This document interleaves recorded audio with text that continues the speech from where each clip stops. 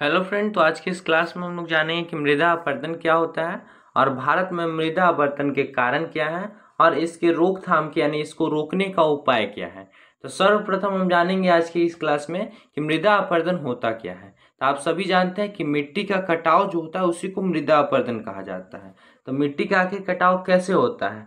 तो जल, वायु और अन्य कारकों द्वारा यानी कोई भी जो कारक होता है द्वारा मिट्टी के ऊपरी परत जो होता है उसको हट जाता है। इसी को मृदा अपरदन कहा जाता है, मिट्टी का कटाव कहा जाता है। समझ गए? मृदा अपरदन वह प्रक्रिया है जिसमें जल, वायु या अन्य कारकों द्वारा मिट्टी की ऊपरी परत हट जाती है। क्या बोले? मृदा अपरदन वह प्रक्रिया है जिसमें किसी भी कारक द्वारा मिट्टी का जो ऊपरी परत है से हट जाता है। इसको क्या कहा जाता है? मृदा अपरदन यानी मिट्टी का कटाव। और इसके कारण जो है से मृदा अपरदन के कारण बहुत सारे हैं, जैसे कि वनों का कटाई हो गया, वनों का कटाई हो गया, अत्याधिक अत्याधिक कृषि हो गया, अत्याधिक खेती हो गया, लगातार खेती, और अत्याधिक पशु का चराना हो गया, पशु चरण और हो गया। तो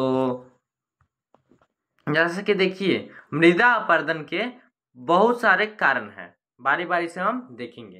पहला कारण जो है से वनों की अत्याधिक कटाई चाहे कटाई। जब पेड़ों की जड़ें मिट्टी को बांध कर रखती है, पेड़ की जो जड़ें हैं से मिट्टी को बांध कर रखती है। जैसा कि आप देखे होंगे कि नदी के जो ऐसा मान लीजिए ये नदी है और इसके बगल में एक पेड़ उगे रहते हैं, तो वहाँ मिट्टी का कटाव बहुत कम होता है। तो पेड़ों की जड़ें जो हैं से मिट्टी को बांध कर रखती है। और जंगलों के कटने से मिट्टी अधिक तेजी से बह जाती है। जैसा अगर कहीं स्थान पर नदी है और साथ में वहाँ पर पेड़ वगैरह नहीं है, घास वगैरह नहीं है, तो मिट्टी का कटाव बहुत तेजी से होता है। वही बोल रहा है कि पेड़ों के कट जाने से मिट्टी का कटाव बहुत तेज होता है। समझ गए? अब दूसरा है अत्याधिक कृषि। अत्यधिक कृषि तो किसी भी खेत में लगातार खेती करने से मिट्टी की जो उर्वरता शक्ति है से कम जाती है और वह बहुत ही ढीली हो जाती है और ढीली होकर बहने लगती है। ठीक है? तो अत्यधिक कृषि के कारण भी मिट्टी का कटाव होते जा रहा है। ठीक है? फिर है अत्यधिक चराई यानी पशु को ज्यादा से ज्यादा चराना। तो अत्यधिक चराई भी एक ऐसा कारण है जिसके चलते मिट्टी का कटाव बहुत तेजी से हो रहा है। जैसे कि पशुओं को अत्यधिक चराई से मिट्टी की ऊपरी परत ढीली हो जाती है जिससे मिट्टी बह जाते हैं, चाहे बह जाती है। ठीक है? पशुओं की अत्यधिक चराई के कारण भी मिट्टी की ऊपरी परत ढीली हो जाती है। ठीक। फिर अगला कारण है बाढ़ और तेज बारिश। बाढ़ और तेज बारिश मिट्टी के कटाव का एक बहुत अभिन्न अंग है। ऐसे बाढ़ और मूसलाधार बारिश से मिट्टी को बहा कर ले जाती है। बाढ़ और मूसलाधार बारिश जो है मिट्टी को बहा कर ले जाती है। ठीक है? यानी मिट्टी का कटाव हो जाता है। क्या हो जाता है? मिट्टी का कटाव हो जाता है, यानी मृदा अपरदन हो जाता है। समझ गए? फिर आगे कि तेज हवा।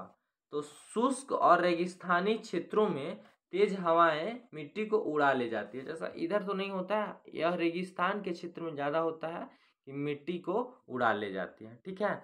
अब कारण तो जान लिए कि मृदा अपरदन मिट्टी का कटाव होता काहे है। अब जानेंगे हम लोग कि मिट्टी का कटाव तो हो गया, तो अब इसको हम रोक कैसे सकते हैं, रोक कैसे सकते हैं। तो इसी को बस उल्टा कर देना है। जैसे वहां पर दिया था कि वनों का कटाई हो रहा है, तो हम वन लगाएंगे, वृक्षारोपण करेंगे, वृक्षारोपण करके करेंगे। ठीक है? और बहुत सारा कुछ कर सकते हैं, जैसा कि देखिए दिया हुआ है मृदा अपरदन के रोकने के उपाय। मृदा अपरदन रोकने के उपाय पहला है वन रोपण, वनारोपण। तो अधिक से अधिक पेड़ लगाने से मिट्टी का संरक्षण होता है, यानी कटाव रुक जाता है। जहां भी देखिए पेड़ लगाइए आराम से, मिट्टी का कटाव जो है तो बहुत कम हो जाएगा। ठीक है? और दूसरा सीढ़ीदार खेती से, जैसा वहां पर अत्यधिक खेती के कारण मिट्टी का कटाव हो रहा था, और सीढ़ीदार खेती से मिट्टी का कटाव नहीं होता है। जैसे पहाड़ी क्षेत्रों में सीढ़ी नुमा खेत बनाए जाते हैं ताकि मिट्टी न बहे। सीढ़ी नुमा खेत बनाया जाता है ताकि मिट्टी न बहे और उस खेत में खेती किया जाता है, फसल उगाया जाता है, ठीक है। फिर आके बांध का निर्माण करके, बांध निर्माण करके नदियों में छोटे छोटे बांध बनाए जाते हैं ताकि पानी की गति कम हो और मिट्टी न कटे। जैसा कि गति अगर तेज है तो मिट्टी तो कटबे करेगा, इस चलते क्या बनाया जाता है, बांध बना दिया जाता है, जिससे पानी का जो गति है से कम हो जाए और मिट्टी न कटे, ठीक है, चाहे न के बराबर कटे।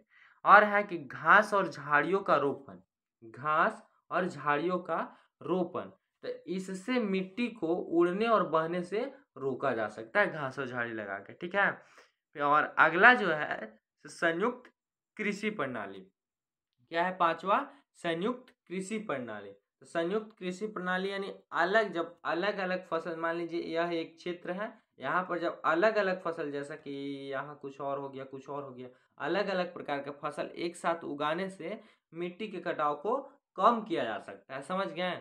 एक ही स्थान पे गेहूं लगा दी इत्यादि, चना वगैरह ये सब लगा दिए, तो संयुक्त कृषि प्रणाली के तहत भी मिट्टी का कटाव जो है कम किया जाता है या खत्म किया जा सकता है।